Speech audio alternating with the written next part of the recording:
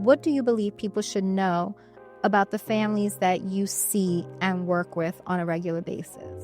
They're the same as anyone else. Can we just say that again? Say it to the people in the back. Like, they're the same as anyone else. Right. Doesn't matter where you come from. Absolutely. You can still be one paycheck away. Hi, thank you for joining yet another episode of Get Set with Lissette. This is where we have inspiring conversations that empower you to get set. And I'm a broken record, but I always say this episode is definitely going to be one of those inspiring conversations. But by the end of this episode, I am willing to say you are going to feel the same way. Today, I am joined with Stacey Coldren, Assistant Director of Family Promise of the Harrisburg Capital Region. Her personal mission is to provide the same reassurance, guidance, and hope that she once received, to help families find stability, confidence, and a clear path forward. Hey, Stacey. Hey. It's nice to have you here with me. I'm so happy to be here. Thank you. No, absolutely. I feel like we've had these conversations for a while, but it's just a matter of us actually getting it on the books. So the fact that you're here, life. So, honey, that life be lifing. That's exactly it. But no, I'm so excited to have this conversation with you. And like I said, I know that this is going to be one of those that we remember for, I hope so, times to come. But one of the things that I always do to get the conversation started is just to kind of get the jitters out, is a rapid fire. This is just a quick icebreaker. Okay. I don't want you to overthink anything. It's just this or that. It kind of, are you, okay? Yes. Sweet or salty? Salty. Okay. Morning person or night owl? If I'm reading a book, it depends. Oh, okay. So I'm the kind of person that if I'm reading a book, I don't want to stop. So I'll be up until 3 o'clock in the morning because it's so good. Okay. But if I can have my own way, I'm in bed at 6. Okay. So morning person if there's no book involved. Yes. Got it. Take that with what you will. All right. Introvert or extrovert? Introverted extrovert. So you're an ambivert. Yep. Smack that. Is that what it's called? That's exactly it. Yes. Okay. And now this one, there is literally no wrong answer. Okay. Are you going to watch the YouTube or listen to the podcast? Most likely watch the YouTube. Yeah. You want to see what you look like? No, you don't. You want to just... I just think it would be better. Okay. I'm not mad at that. All right. So how you feeling? A little nervous, but I'm good. Okay. So they still didn't get out, but you good? I'm good. All right. That's what matters. Let's do this. Okay. So before we get into your backstory and everything that goes on in your whole journey, I always try my best to get some information just to provide a baseline of the conversation. So we don't know, but we're about to share some of your story and things that you've experienced, but not only your story, what you do for a living and what you've dedicated your life to has really been working with homelessness in particular. Mm-hmm. So because of that, I thought that I would look at national statistics on homelessness in general, what that looks like, and then the makeup of it. So I wanted to just give 2 stats specifically from the United States Department of Housing and Urban Development, HUD, for other individuals. And then I want you to tell me, are these statistics feeling like they're in alignment? Do you believe that you recognize this? And then we'll kind of go from there, okay? Mm-hmm. Yeah. So according to the U.S. Department of Housing and Urban Development, HUD, approximately, and this is a staggering number, 259,473 individuals in families with at least one adult and one child experienced homelessness on a single night in January 2024. This is a 39% increase from the previous year, marking the highest record rise among all population groups. Not surprising. Not surprising at all? No, but I feel the number is actually higher. Really? I mean, if you think about what HUD standards are, they don't look at certain things that we do for homelessness. Okay. So for HUD, you have to be on the street, someone else paying for a hotel, in your car. Okay. But they also don't take in the numbers of doubling up. Paying for your own hotel room because you can't save up enough to get out on your own and things like that. So In my view, I think those numbers would be higher if they took into account different perspectives. Okay. And same with, and please correct me if I'm wrong, but I remember when I was in social services, the whole concept of couch surfing, or like what that means when you're literally, so I think that's the idea of double up. Yep. Okay. So you're like going from house to house to house, but you really don't have your own. Correct. Okay. So that it's doubling now. Got it. As long as there's a roof over your head, HUD doesn't consider it homelessness, but even if it's not yours. Okay. So, and whereas the reality is unless you have your own place that you can go to on a regular basis, like that is homelessness. Okay. Yeah. All right. I wondered. In that same regard, I also saw that Central Pennsylvania mirrors that national trend, and they reported a 12.2% increase. But I think, like you said, those numbers are more than likely higher as well, based upon those same standards. Okay. Yeah. All right. And that doesn't surprise you? Unfortunately not. That's crazy. No. That felt ridiculously high to me. It is ridiculously high, unfortunately. But that's the reality of what is. Absolutely. Absolutely. Okay. So in knowing that, like I said, one of the things that I really try my best to do on this platform is not only look at the topic of conversation for what it is, but I do think that it's in order for individuals to understand inspiring journeys, to understand how a person gets from point A to point D, there's an importance of going back, right? Because a lot of people, when they look at individuals that are assistant directors and directors and they have a certain level of accolades or, accomplishments, there's this dichotomy or this comparison of, well, I can't because, or I'm not able to because this is my situation or this is my circumstance. And they tend to create these, they had to have had this kind of life or that, and they fill in their own narratives on what a journey looks like for someone who gets to certain places, not realizing how similar paths might be and how all of those different parts of you make who you are later on. So you only get to see a snapshot right now. You don't get to know, like, typically what happened beforehand. So I really think that it's important to go back to then discuss who we are today and then where we see ourselves going and like future. So in kind of thinking like that, can we share like some of your story? Like, who is Stacey? Where did you grow up? Like, what does that dynamic look like? Okay. Are you sure you're ready? I'm ready. Like I said, I haven't normally put my two stories together with my past and my family promise experience. Okay. I had a good childhood. I grew up in Camp Hale, Lemoyne, West Shore School District. Okay. I couldn't complain during my childhood.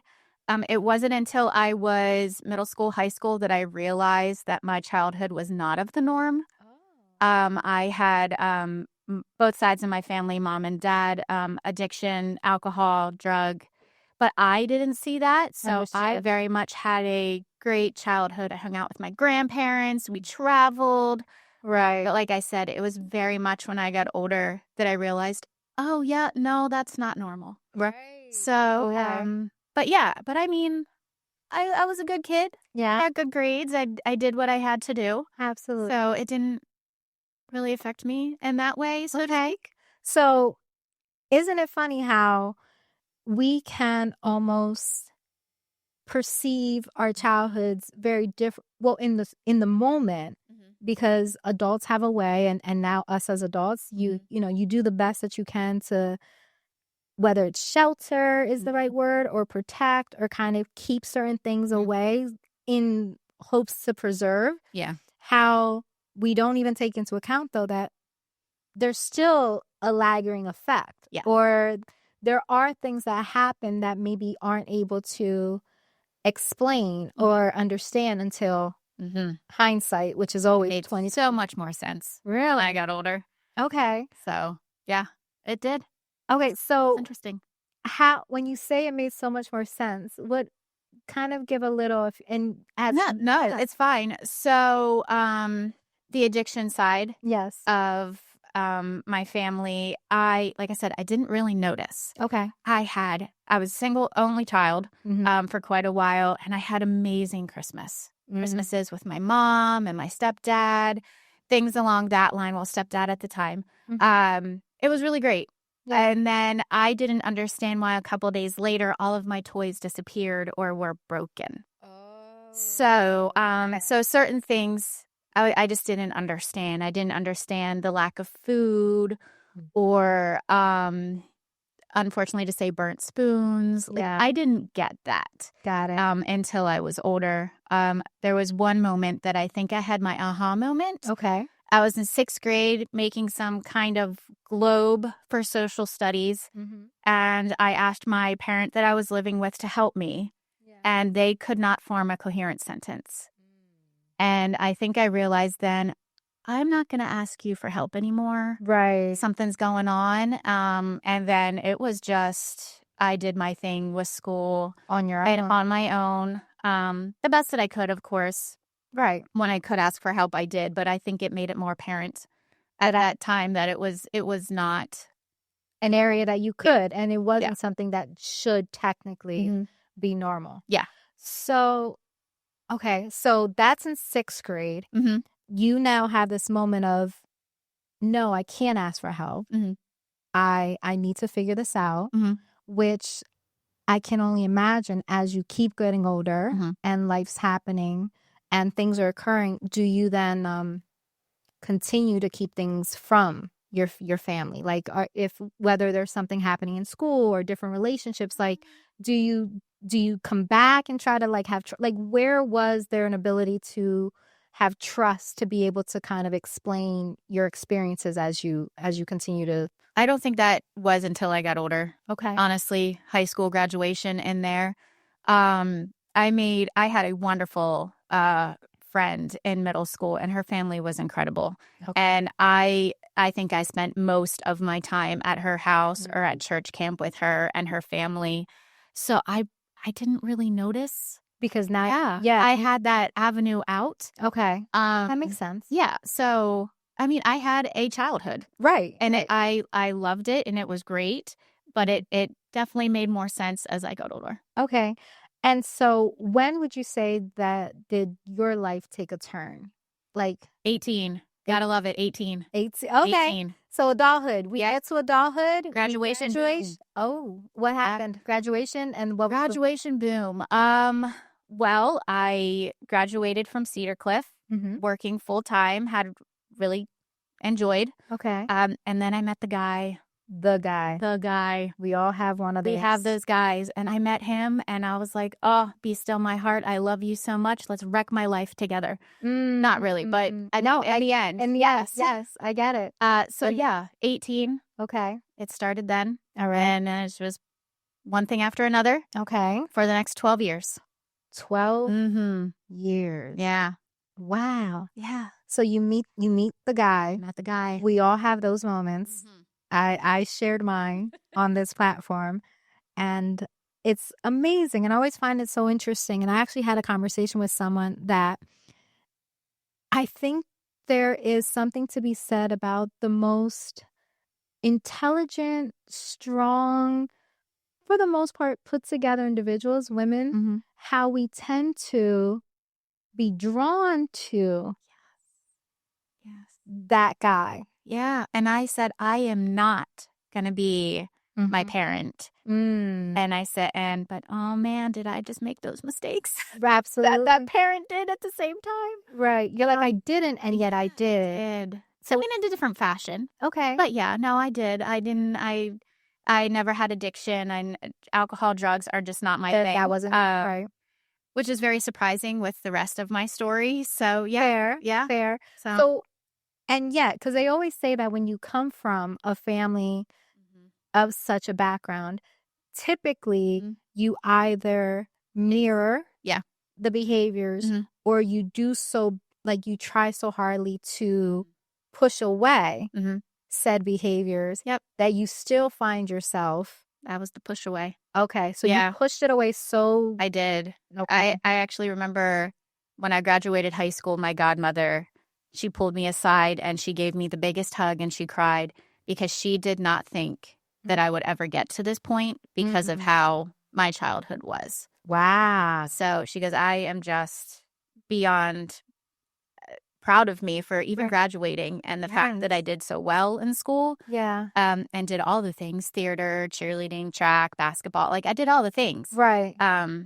So it was very much a surreal moment. I didn't think of it like that. I was like, well, why wouldn't I graduate? Right. That's what people do. Exactly. But yeah, it was a big thing. So, and correct me if I'm wrong, what I'm hearing is you've always been like, I just kept trucking along. I didn't know anything otherwise. Like, why wouldn't you? Okay. Yeah. Okay. So while other people are amazed at this is her circumstance, and yet, or in spite of circumstance, to you, it's like, well, this still has to get done. Yeah. And why would I not get it done? Yeah. And so, and you didn't even. No, it didn't even dawn on me. Wow. Yeah. Okay. So I'm going to go there. Okay. And I'm going to do my best to try. So the guy comes in. You've already said it, 18, life turned. It does. And you said it was 12 years. Would you mind sharing with us, as much as you want, a snippet of what those 12 years look like? So, sure. Okay. So, however. Yeah, no, I'm trying to think of the words. Yeah. Really. So it was beautiful at first. It was Fairy tale. Fairy tale, put you on that pedestal. The world is your oyster. And then I got pregnant at 19 and we're going to kick that step out and we're just going to show you what life truly is, so to speak. Got pregnant at 19. The physical abuse started very, very quickly after that. After pregnancy? During pregnancy. As soon as I found out, it was like a switch. Totally on-off switch. But I, very naive Stacey, 19-year-old Stacey, in love, pregnant, having this beautiful baby, did not realize all the different ways of abuse. I didn't know. Yes. Like, oh, okay, so you're yelling at a person or you're physically hurting a person. Like, okay, that's abuse. No, there's financial. There's taking you away from your family. There's gaslighting. There's emotional. There's so many things. The layers. Yes. And I experienced all of the above. Okay. So it was extremely difficult. Okay. I mean, granted, like I said, I was with the guy for 12 years. We did have 4 children together. 4 children. And I love all of my babies, all of my boys.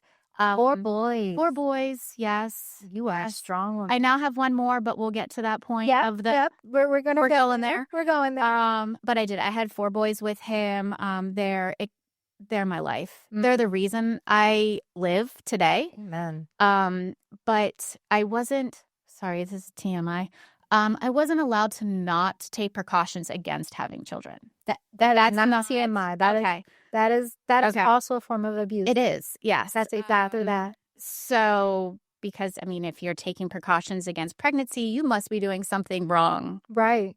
So that went hand in hand. I saw a lot of horrible things during those 12 years. But thinking back, my 2 oldest remember, my 2 youngest do not. No memory. They're like, Mom, we went to the beach. I'm like, yes, we did. But they didn't realize we went to the beach because there was drug dealers at my house. Wow.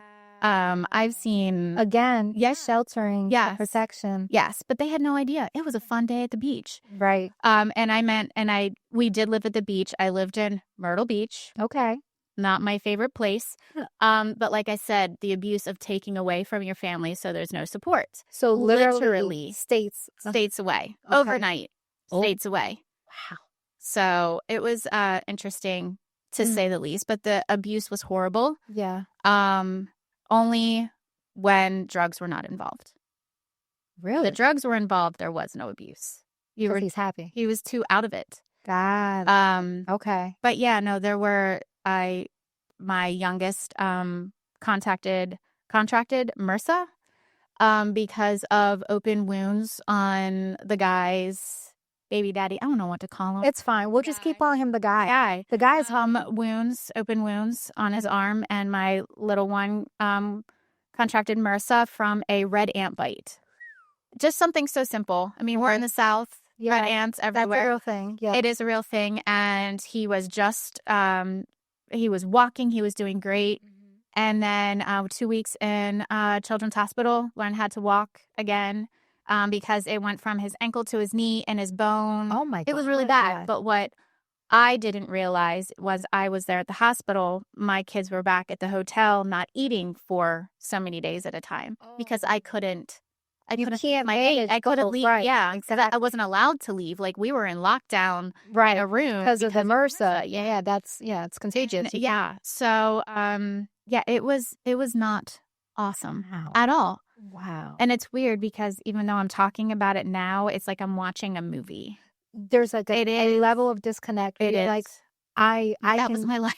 But you're like, I can relate to the point of like, I know this happened. I know, but there was a certain level of disconnect that clearly had to occur just for you to, in my opinion, cope. Is that? Yeah. Okay. Yeah. And I mean, a lot of people say, why don't you just leave? Like, you should just go. Whenever you have children hanging above your head like that, absolutely. I'm going to take your kids. You're never going to amount to anything. 100%. I'm going to take you out. Right. I mean, there was a time, there's this Eminem song. I don't know the name of it now. Okay. But the dad, the guy, and he taught my oldest at the time this song, and it talked about killing the girlfriend in the song and wrapping her up in a blanket and tossing her over a pier. And he taught him how to sing that to me. So there was a lot that amounted to staying for so long. And then just like in 6th grade, I had my aha moment.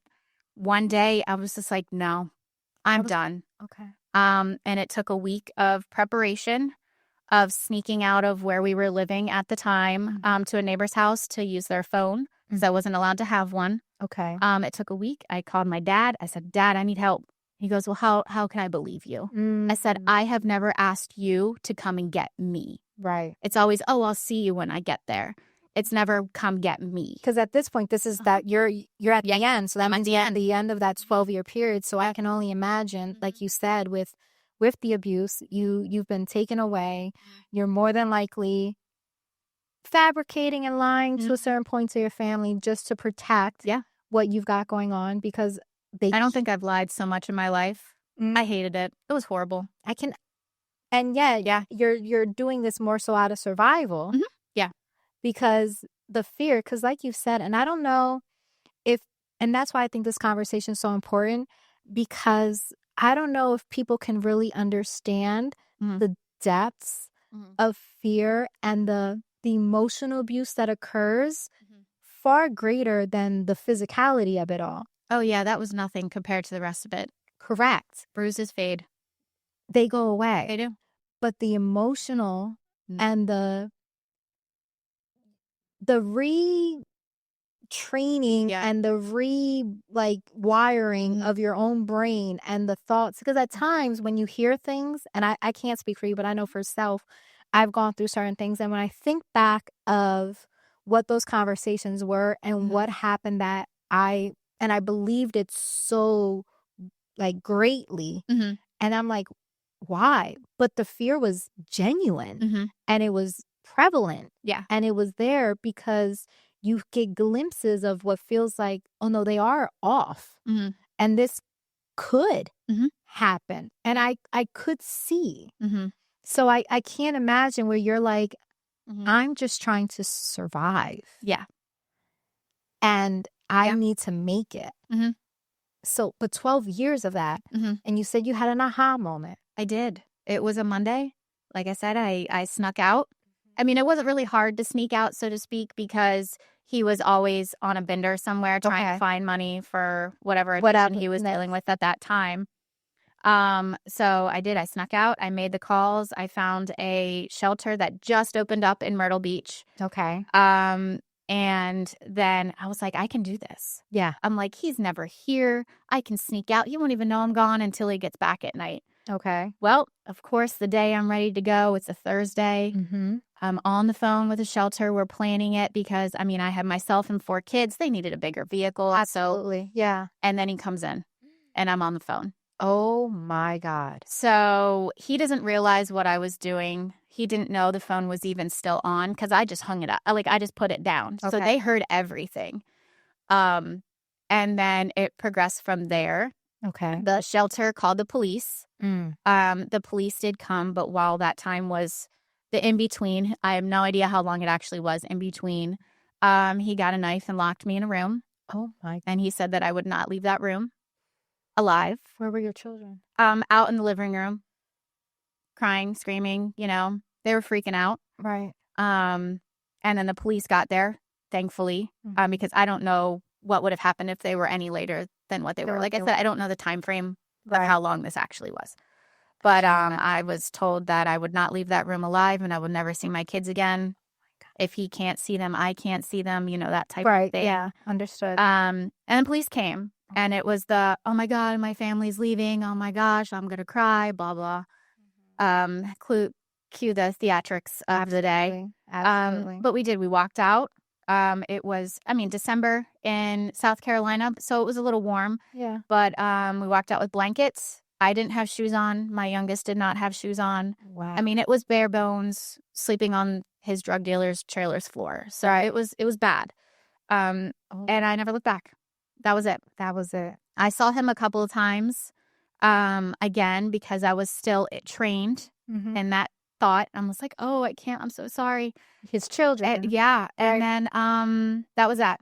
One time my stepmom was like, I'm going to take your kids. You need to figure it out. And out of love. Like, No. I was totally not mad at her. No. I don't. Yeah. But she goes, you need to figure it out or I'm going to keep the kids and you can go stay with them then. Wow. And I was like, no, thank you. And that was it. And then last time I saw him was in court.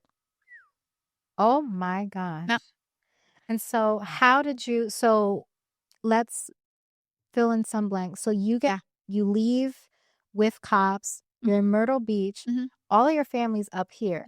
You had called Dad. I did. Okay. Yes. He was working and had the best possible boss at the time.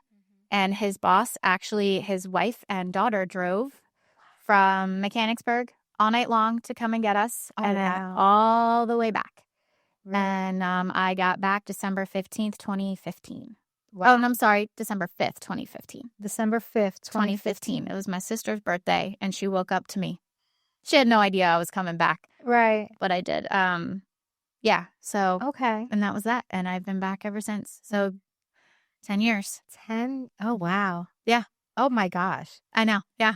So, okay. So now let's fill in blanks on how you then get involved because there is some interconnections of the program that you currently work for.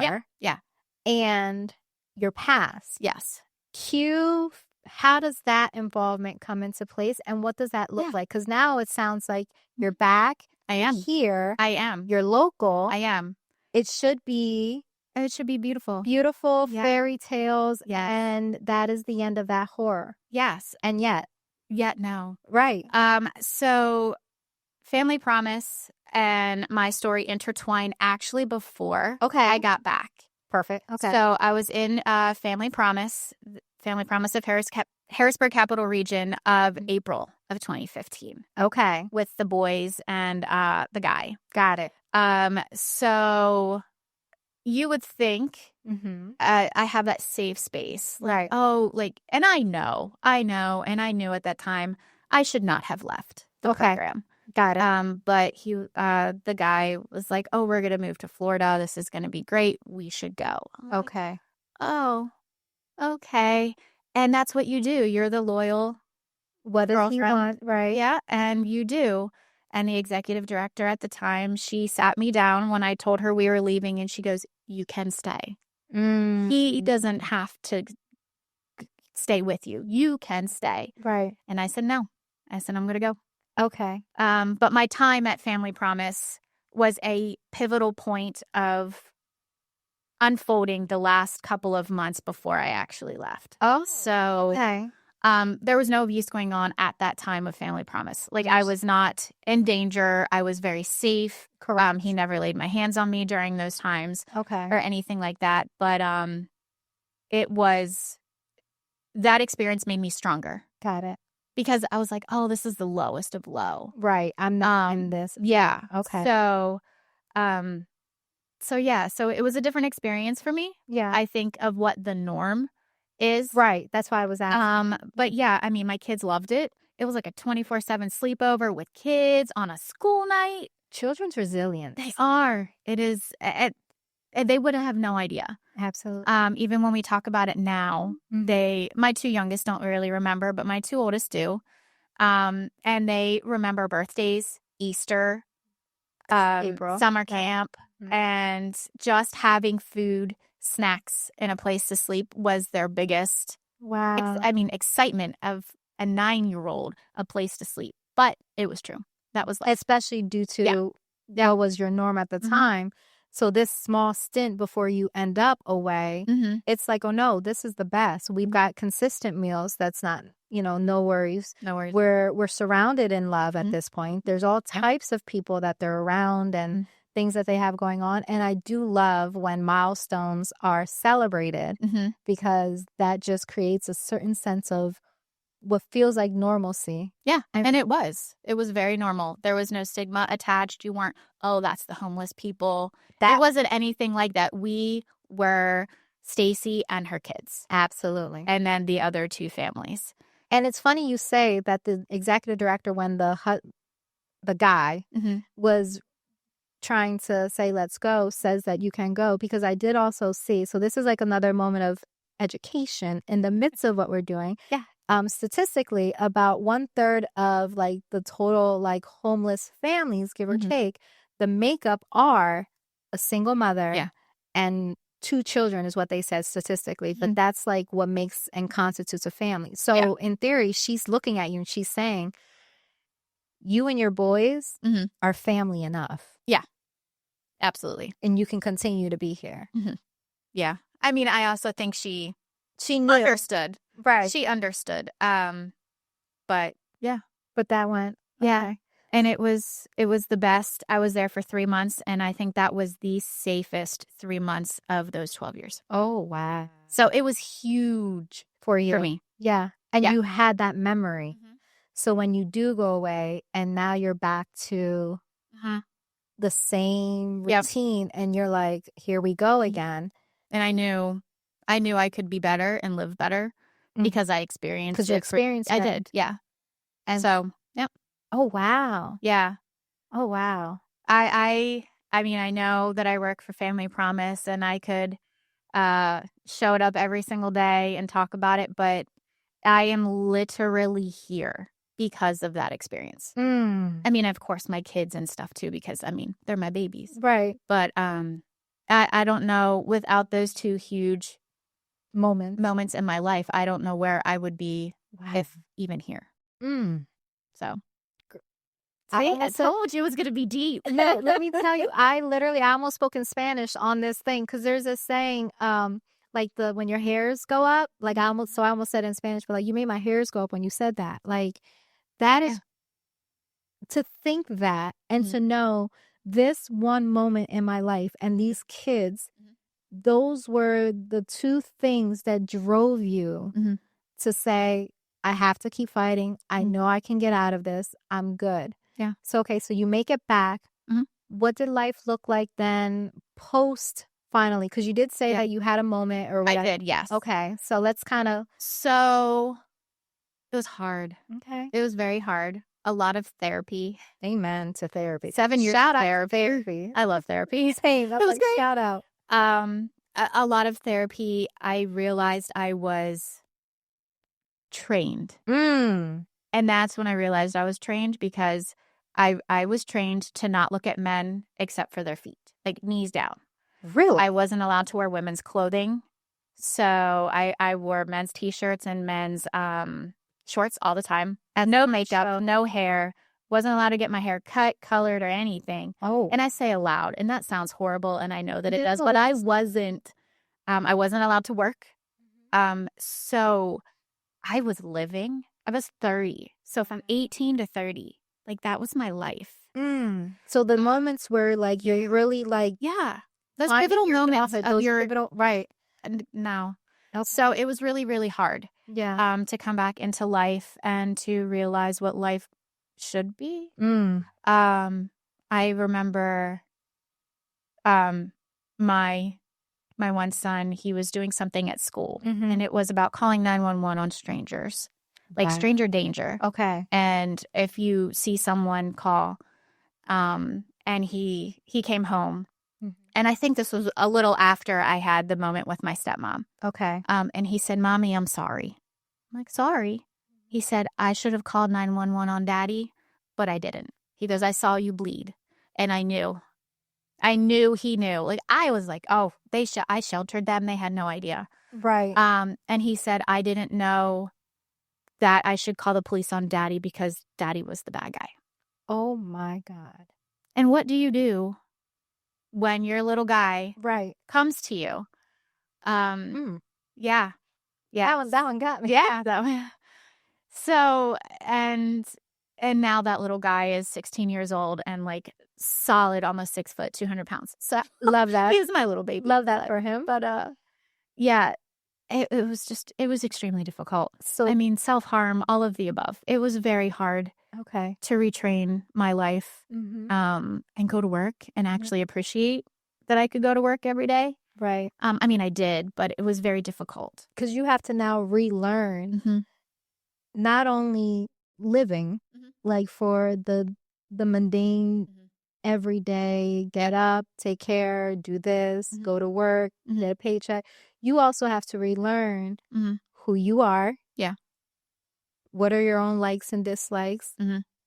How to start to retrain your mindset. And you're also dealing with and please, I'm gonna say the word guilt, but I don't know if there's another word for it. On the responses from your oh yeah, absolutely, your children. Yeah, right. So and oh my God, like okay, yeah. I'm having a moment right now. Yeah, but it was very tough. I lived with my dad and my stepmom and my siblings, so I think there was like 11 of us in a house, in a 2-bedroom apartment. Oh, okay. So it was a little tight living, but it was great. And it was I safe. had my family. Yes. And the longest time I didn't. I don't even know if my family even met my 2 youngest really until that moment. Wow. My youngest was 2. Okay. At the time. So yeah, it was just surreal. I realized I was terrified of men. How did you not? Terrified of men. Okay. And but I got a job in a retirement home. I was in dining, and of course, kitchen. Yeah. Men everywhere. It was a very triggering experience until I met one guy. Okay. Now let's give this guy a different name because we can't. That's John. John. Okay. Now my husband. Oh, amen. Shout out to John. Shout out to John. Okay. Go ahead, John, for coming through. Yes. I remember going to the kitchen. Okay. And he said something to me, and I looked at him. I looked. Okay. And there was no fear. And you knew. I knew. I was like, "Oh, you're my person." It took a little while for him to gather that. Right. He was single dad. Single mom of 4 with a lot of baggage. Okay. And so it took a little while. Yeah. But no. And now 6 years married. And together about 8. I love that for you. So now we have 5 boys. Okay. Crazy. Love it. 5 boys. So he brought his kiddo along. And he's incredible. He's not mine by blood, but he is mine. He's a theater nerd, just like me. So creative. We dance and sing. He's just my dude. Yes. And blending's hard, but it's rewarding. Absolutely. But, yeah. So I love this. Yeah. I met John. Yeah. And I got my own apartment a little after that. The kids and I were on our own, and then I think I was in the apartment for 2 years, and then we bought our first house. Amen. Got married. Never buy a house and get married in the same couple of months. It's horrible. That's hard. It was very stressful. But okay, so that's how you. And now, wow. So you're like, I I've been going to therapy. I'm relearning things. I'm years in now back home. I've been dealing with things. I've been in a consistent place of employment. Yes. You see the guy now, the right guy, the guy that's going to love you and appreciate you and treat you the way that you need to be treated. Yes. He has his own history because he comes with single father and his own child. You've got yours. Find an opportunity to blend these families together. You continue to work. You continue to do things, right? Yeah. This is like full circle moment at this point. It's something I never thought I would experience. I love this for you. Yeah. And at this point, let's now talk about Q re-entry and the re-engagement. And now you come back and now you are more than a success story. And you have re-engaged in the same program. Yes. That you needed years ago. Yes. What does that look like? Oh my gosh. Like, I know, right? So whenever I got on my feet, Chrissy was still the executive director at the time. And once I got on my feet in the apartment, I reached out just to let her know, hey, I'm okay. I'm out. I love because she knew. Yeah. Like I said, she knew. And I asked to volunteer. I didn't know how to volunteer. I didn't have money to volunteer. Like, nor do you need anything like that. No. And I didn't really know that. Yeah. But I asked if there was anything I could do to volunteer time. And I said, I'll do whatever you want. I said, I just want to give back to the program that gave. Yeah. I wanted to give back. Yeah. I mean, it was an incredible experience. So why wouldn't I want to be part of something like that? Absolutely. So it was a little slow going at first.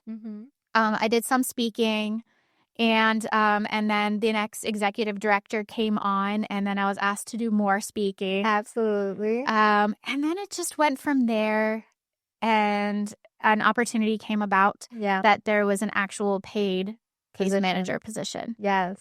And I didn't know if I was that person. I had absolutely no college experience, no experience other than lived experience. And I didn't know if that was going to be enough. I was going to say, can we just take a moment to say, because this is one of my, and this is a personal pet peeve, and we're going left for a second, but it's because of exactly what you said.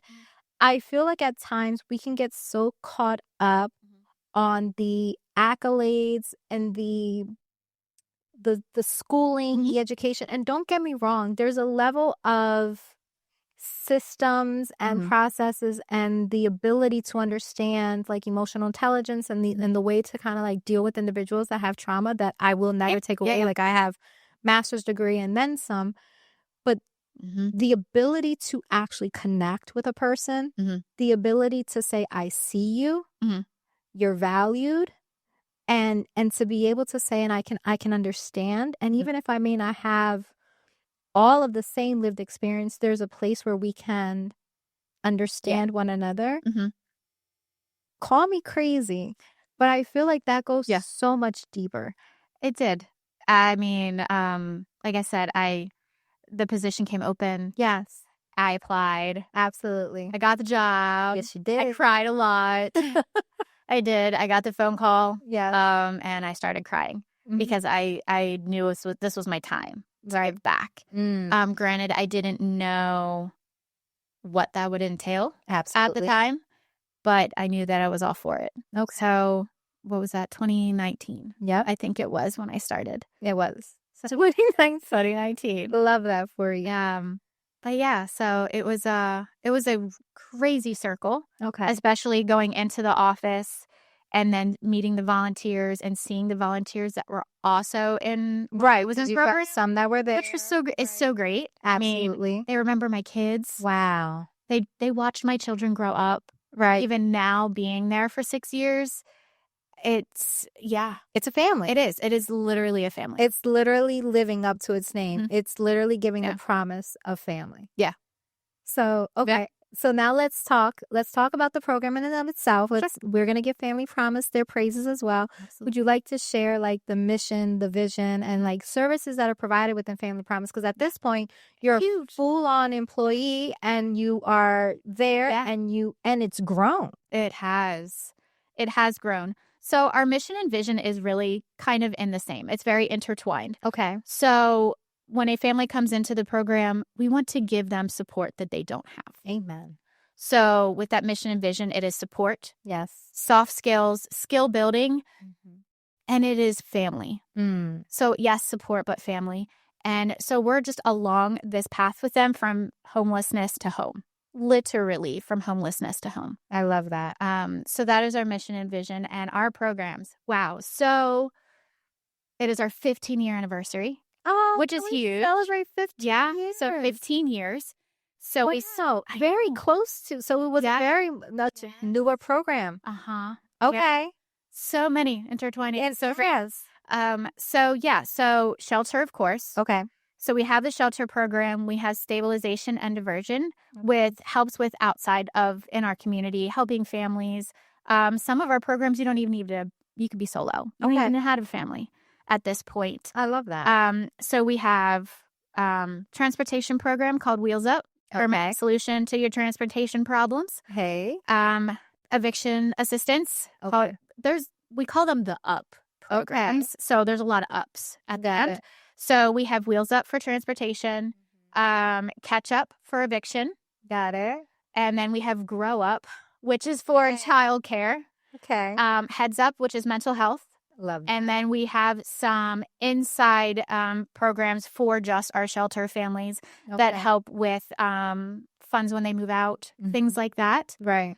So it has grown exponentially. Yes. I love that. So there were 2 of us. Now there are 4. Amen. And we also have a contractor on the side. We have mental health counselor, and then we're looking for more.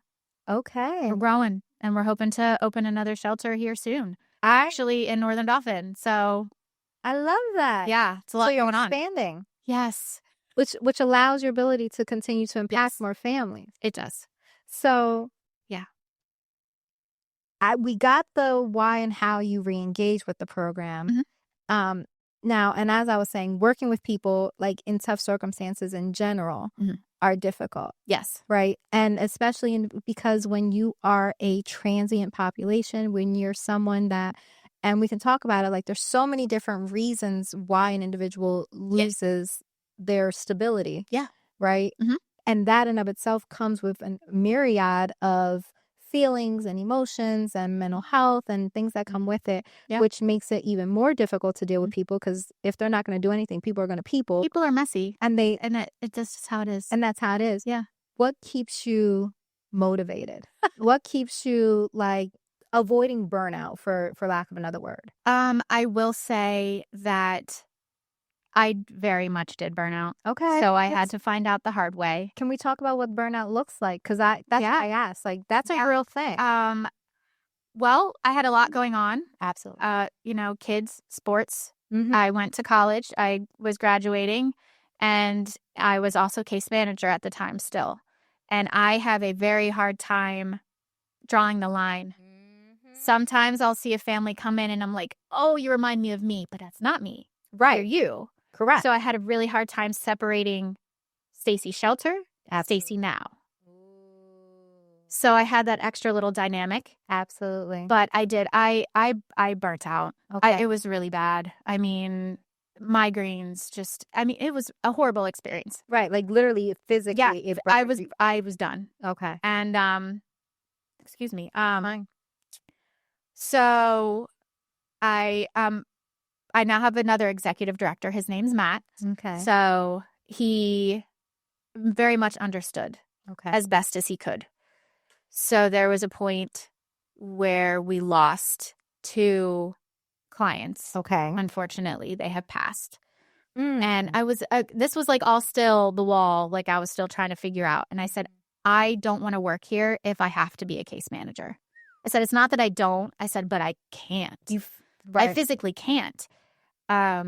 So we were working on getting a case manager. So I was case manager for a little while because he didn't want me to leave. I didn't want to leave. Right.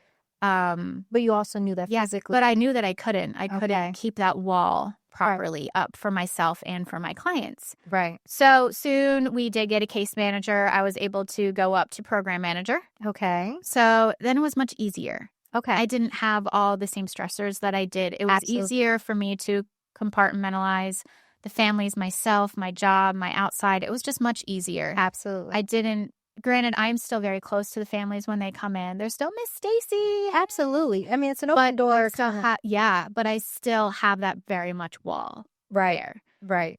So that has helped me bloom and blossom into not executive director. I was going to say assistant director. Oh, okay. We wear many hats, so some days I could be executive director. I mean, the reality is, and I tell people all the time, when you work in nonprofits, like, oh my, one day you can literally be like full suit, leading a training, doing something of this sort, having this kind of conversation, and then you can walk in and all of a sudden you're putting your sleeves up and you're plunging toilets. We have that experience numerous times. Absolutely. I mean, kids like to shove stuff. They put whatever's in there. Yeah. Like, So, okay. Yeah. So you did get to a point of burnout. Yeah. But because of the fact, so it's actually interesting. We can talk about it for a quick second.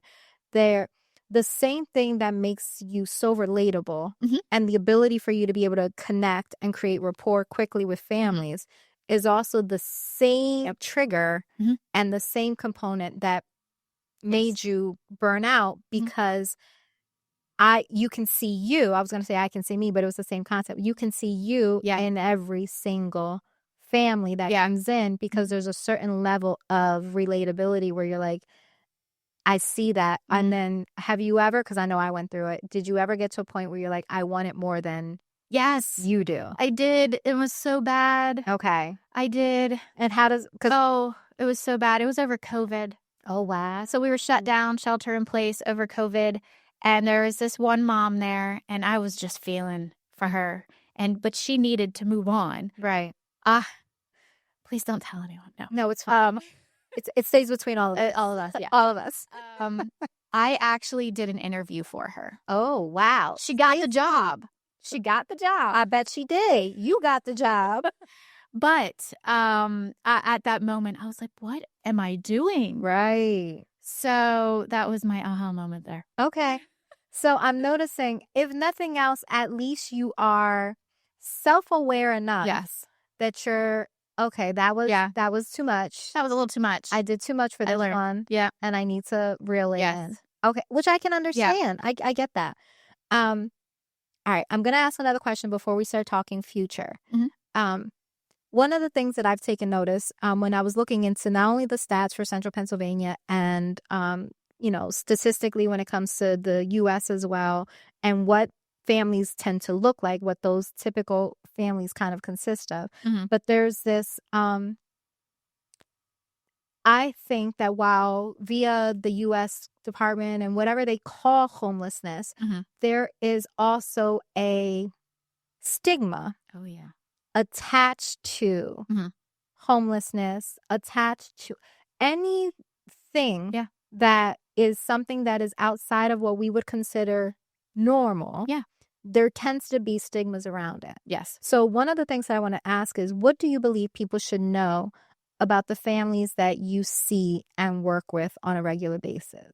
They're the same as anyone else. Can we just say that again? Say it to the people in the back. Like, they're the same as anyone else. Right. You would think that the families that come in here into Family Promise, into the shelter, they must just not be working hard enough. Right. They don't make enough. They blah, blah, blah, whatever those reasons are. But did you realize or think that the fires that you see on the news, their house is gone? Hello. They didn't do it on purpose. Right. They still have the job. They have the car. They have the family. They have the funds. They don't have a home. Right. So they are now technically homeless. Family Promise. But I mean, it doesn't matter where you come from. Absolutely. You can still be one paycheck away. That's a real thing. It is. Because I also, and you talked about it with COVID. During COVID, and I think that that's why we're seeing that upward trend. Yes. Because there were also a lot of lost employment, closed businesses, no longer needing things. And there were a lot of also like support that was provided. There was so much support at that time. Yeah. But then once, exactly, you took the words like the boom. Like then, and from what I read, it just stopped. It did. Money ran out and it just stopped. And so individuals that have gotten to a point where they're like, okay, I'm living like this, but I'm using this to help and I'm still building up. So it's not, and I want to choose my words carefully, because at times people think, well, then they were just dependent on, and it's like, it's supplemental, and it creates an opportunity to get people back on their feet, because you never know, especially when you're living literally check to check to check. There is no rainy day fund. There is no savings. What is that?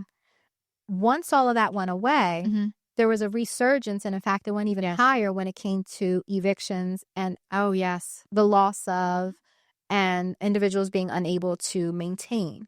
So I was going to ask, like, do you believe, I mean, the answer is, we know it's going to be yes, but like, in knowing that, like, do you believe that there is a unfair kind of, I'm trying to think of how I want to ask this question. Like, people look at just do this and that and it should all go away. Like, how can we explain to people that these are working families and these are things that are going on? Like, share maybe like one or a story or an experience of like someone, and what does it look like for someone that went through something like this and they were trying, and how can we kind of like show more empathy, I guess?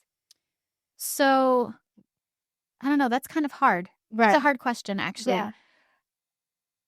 I don't know. I guess I just don't see it the same way. Okay. Let's talk. Yeah. How do you see it? I just see people. They're just another person, another family.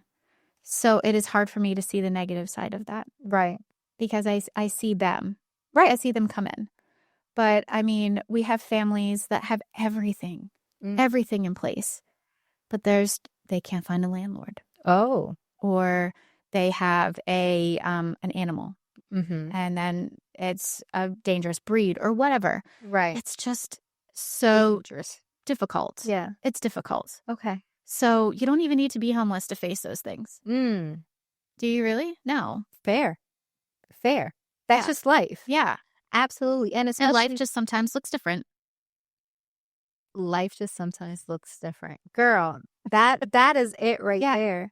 So, okay, so what is your vision for the future? Where do the program, both? Oh, I see myself with Family Promise. Forever?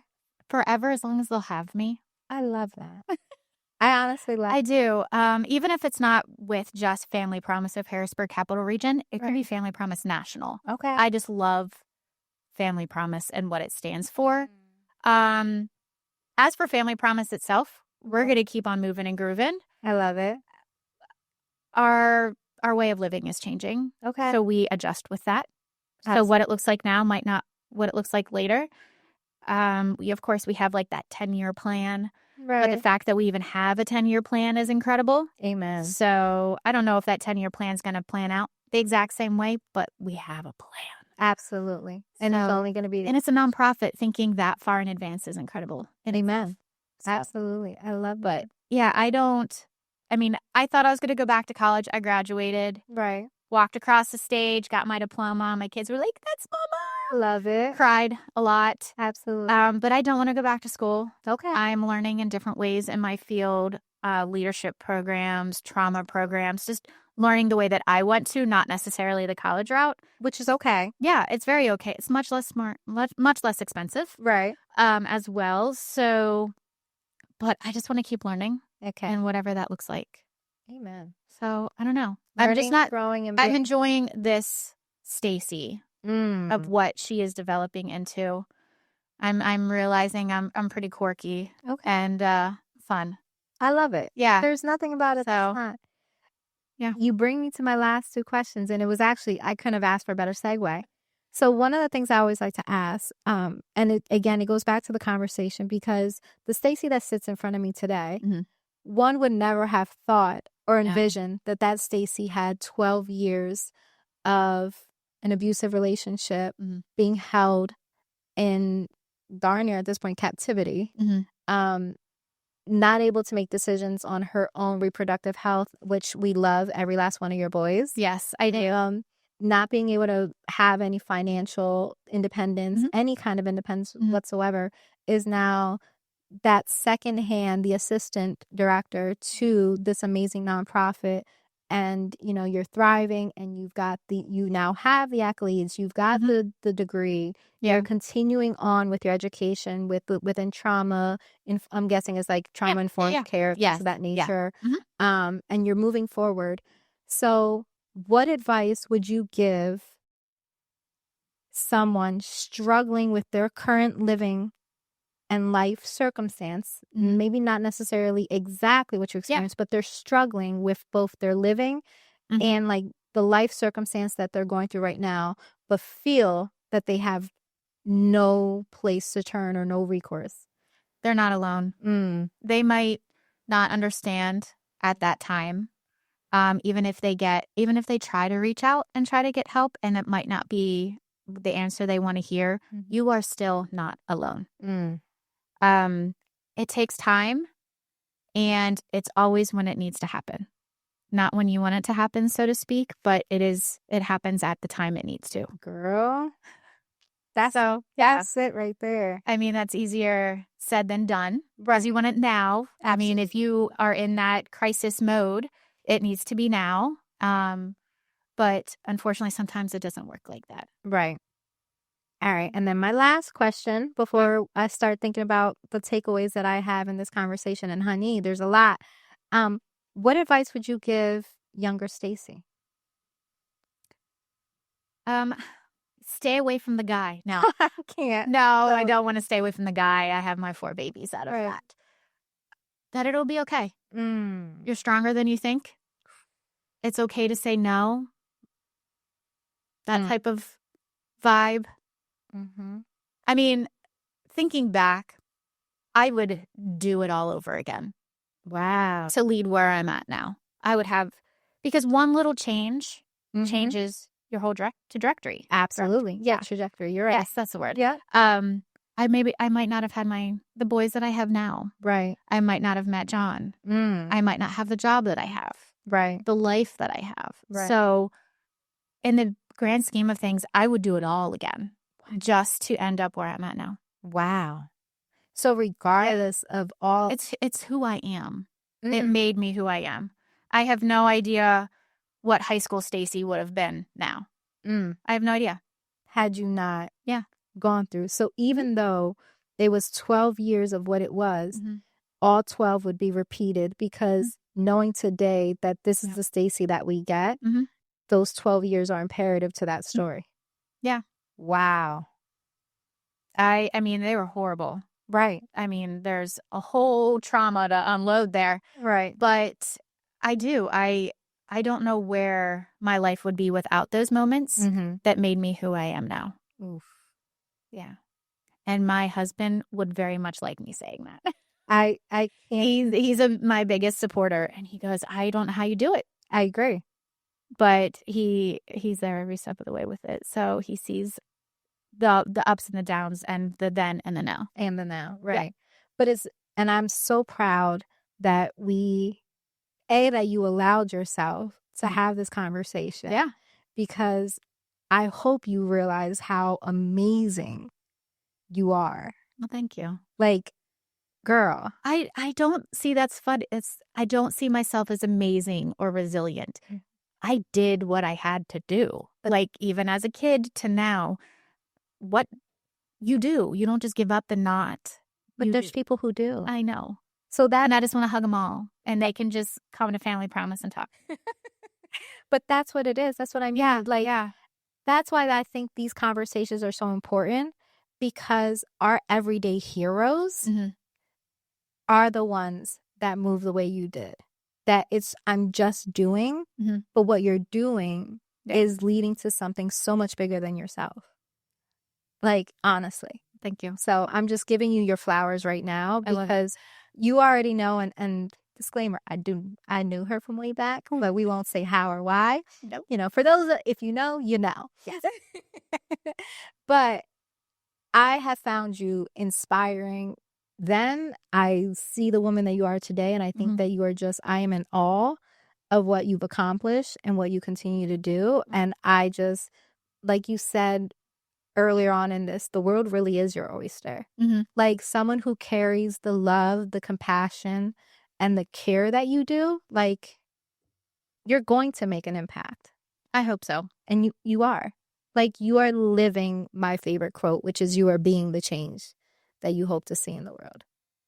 I love that. That's what you're doing. Yeah. And I'm genuinely in awe of you. Thank you. Yeah. Like, you need to hear that. It's weird. And it's a compliment I'm not used to hearing. Well, you need I don't take compliments well in general, but it's thank you. Yes. I appreciate it. Accept it. I'm trying. I got you.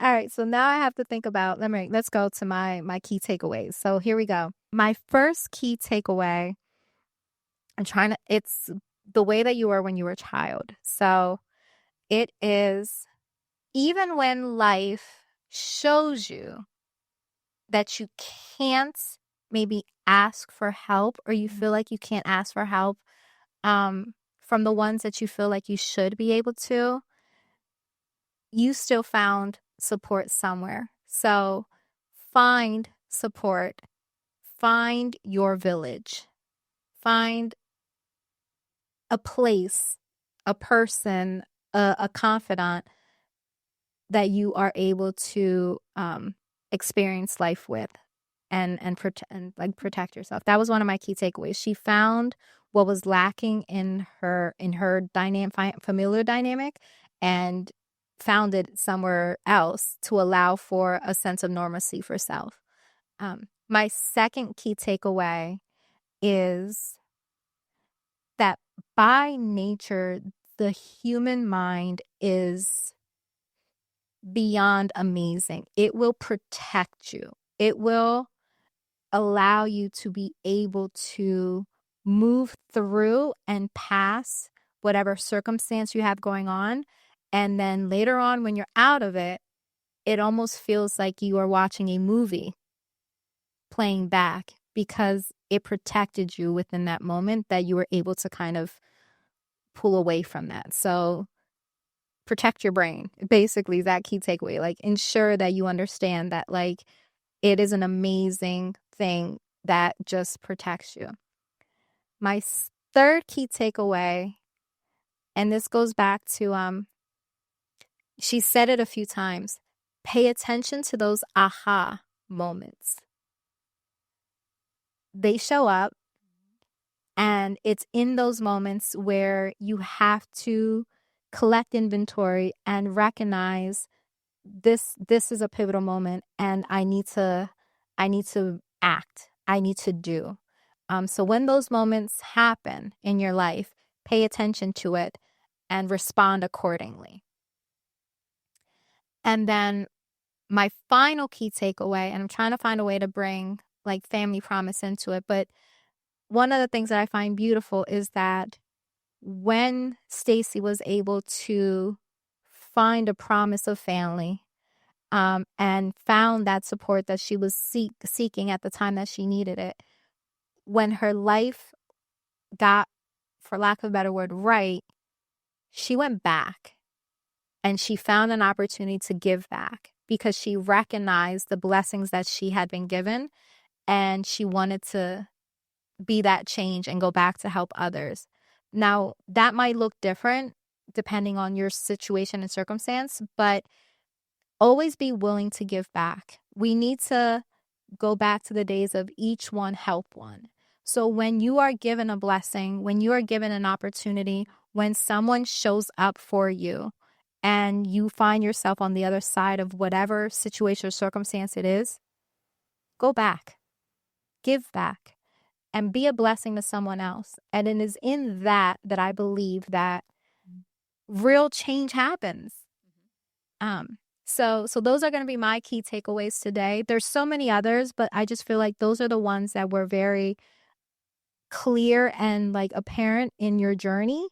And I think that there are things that we can really like implement and take away from now, and find opportunities to use as we continue to go forward.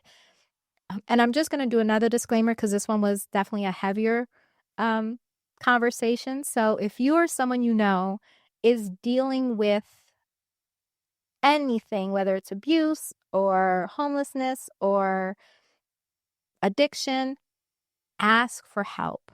There are services that are available for you. please do so the way that she did, in a way that is going to ensure safety and in a way to ensure your ability to get away, whatever that looks like. But I just felt the need to also say that help is available. Yeah, I know you know services, so like, do you want to just give like the number for like our local area, or is 411 still a thing? I believe that it's changed. Okay. I know 211. 211. Okay. 211 has a plethora Of services. and And then you always have 911. yes, absolutely. But 211 is very local, and they will localize where you're at and to get where you need to go.